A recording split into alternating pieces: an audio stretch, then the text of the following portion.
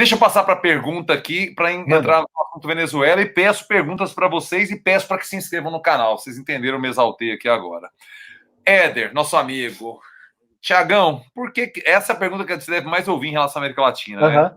Por que o Brasil não se fragmentou com a América Hispânica? Porque nós viramos Estados Unidos e não viramos a América do Sul, assim, um monte de país. Goiás ser um país, São Paulo ser um país, Pernambuco ser um país, Rio Grande do Sul ser um país, Minas Gerais ser um país. Por que isso aconteceu? Esse foi o grande projeto da monarquia. Eu acho que a grande epopeia que, de alguma maneira, a monarquia deixou como legado para o Brasil em si foi essa conservação da unidade territorial. Eu gosto muito de um dos argumentos de Murilo de Carvalho. Havia uma afinidade intelectual entre os agentes em torno ali, vamos colocar, do Dom Pedro I e depois do Dom Pedro II. Majoritariamente, quase que todos frequentaram o mesmo espaço intelectual, Coimbra.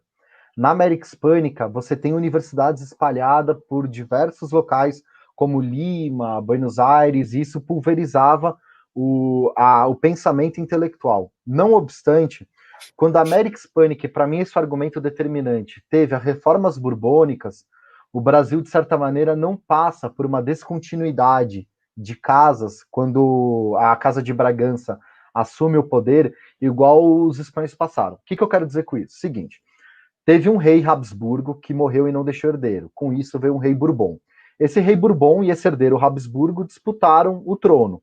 É daí que surge a dívida história da Catalunha. Eu vou chegar nela. Os catalães e os ingleses apoiaram o pretendente espanhol. Boa parte do território espanhol apoiou o pretendente que era sobrinho do rei francês. E ele sai vitorioso, com isso começa a dinastia Bourbon. Por conta desse episódio, os catalães falam, eu apoiei o lado certo, apoiei o lado espanhol. Eu não admito que esse Bourbon, esse invasor, seja o rei. Eu quero me separar. E daí começou toda a confusão. Bom, quando os Bourbons assumem o poder na Espanha, eles olham para a América e falam: esse pacto colonial aqui está muito frouxo. As colônias vão ter que produzir mais. Só que para produzir mais, a gente vai ter que reorganizar esses territórios. Não é possível você dividir um território extenso desse tamanho em duas unidades. Então vamos dividir e criar vice-reinos. Aí você cria o vice-reino da Prata, vice-reino do Peru, e você também cria unidades administrativas menores que seriam capitanias. Aí você tem a capitania geral da Venezuela, você cria o vice-reino de Granada, onde seria hoje a Colômbia, e você cria uma espécie de, eu acho que o termo é ayuntamentos. Não, intendências, para a região ali onde é o Equador. Você tinha intendência de Quito, intendência de Guayaquil, umas unidades ali, que era, enfim, uma espécie de, não vou chamar microestado, porque está falando beleza, besteira, não tem tradução em português. Essa espécie de intendência seria uma espécie de uma super cidade, para não falar mixado. Uma cidade que tivesse poder sobre outras cidades menores. Beleza. Uma zona metropolitana, talvez? Mas depois, se alguém quiser brigar comigo, briga e eu me entendo. Nisso, de certa maneira, o Chile, por exemplo, quando está fazendo sua independência, o Chile já tinha uma perspectiva do que seria seu território. Os argentinos já tinham uma perspectiva, só que os argentinos, obviamente, que queriam a banda oriental, que depois os ingleses criaram aquele estado tampão do Uruguai, né? Isso porque Montevidéu, a fundação dela é posterior à de Buenos Aires. Então, de certa maneira, já tinha assim um desenho. Você vai ter disputa de fronteira? Tem, disputa de fronteiras severas. Chilenos e argentinos na década de 70 quase foram para uma guerra por conta daquela fronteira do sul ali da Patagônia. Mas no século XX tem uma guerra que pouca gente sabe, que é do Chaco Boreal, que colocou paraguaios e bolivianos para disputar um território que tinha sido mal dividido ainda na época da conquista e ocupação de espanhóis da região. Então, de certa maneira, já havia uma espécie de desenho. Mas qual que era o desenho do Brasil?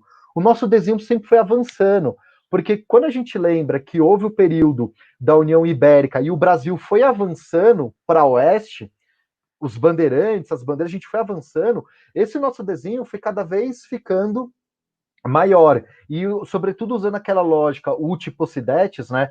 É de quem ocupa, e depois você vai ter o Tratado de Madrid, de certa maneira a gente consegue ratificar. E o projeto político da monarquia de maior êxito no século XIX, para mim, foi a conservação territorial, sobretudo com o Dom Pedro II, que no período da regência vem um pouco daquele movimento separatista, e a gente sempre lembra de Farroupilha, derrotar aquilo e falar, não, Brasil é do sul ao nordeste.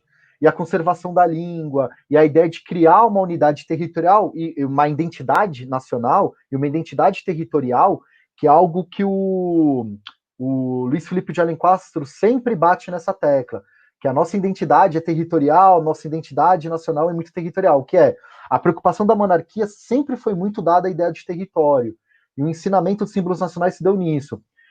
O grande projeto fracassado nesse sentido da Gran Colômbia foi justamente Bogotá não conseguir produzir sentido enquanto capital por um cara que estava em Caracas. Imagina só, você sair de Caracas em 1818, para você chegar em Bogotá, você demorava 5 meses. 5 meses. 5 meses. Você tinha que sair de Caracas e ir até o mar, tipo La Guaira ou Playa Grande. Você ia pegar um barco, ia chegar até o litoral colombiano, ia ter que subir o Rio Madalena para chegar em Bogotá. Cara, não dá para administrar assim. Ah, mas no Brasil não era diferente. Tudo bem, não era diferente. Mas no Brasil, naquela época, do século XIX, a gente tem esse modelo de ocupação siri, com exceção de Minas Gerais, Goiás e Mato Grosso. E uma coisa ou outra. Então, assim, de certa maneira, toda a nossa franja de poder sempre teve na costa. Agora, imagina um caraquenho. Ah, eu preciso levar um documento em Bogotá. Vai, boa sorte. É tipo isso. Então, assim, é um grande projeto da monarquia que não permitiu que o que aconteceu na América Hispânica acontecesse aqui. Para concluir, o Karnal, o Leandro Karnal, tem um texto que é fundamental para entender um pouco disso, que é a ideia da denegação, né? Então, pós-independência, para que o projeto português brasileiro de Dom Pedro II desse certo, você meio que denega a imagem da América Hispânica. Denegar, nesse sentido, ele está usando uma figura freudiana, que é, para além de negar, é negar a própria ideia de que existe algo a ser negado. É uma figura muito mais potencializada. Denegação é negar a negação, ou seja, o Brasil tem vizinho? Não. Não, tem, tá aqui. Não, não tem. O Will Varnagen produz uma obra de elogio à monarquia, na qual fala que é um sistema de governo mais avançado, que república é anarquia, que eles caíram em líderes caudilhos toscos e tal. Então, tudo isso possibilitou a gente ter essa ideia de Goiás não ser um estado, República de Goiás, sabe? Não, Goiás é um estado dentro de um Brasil.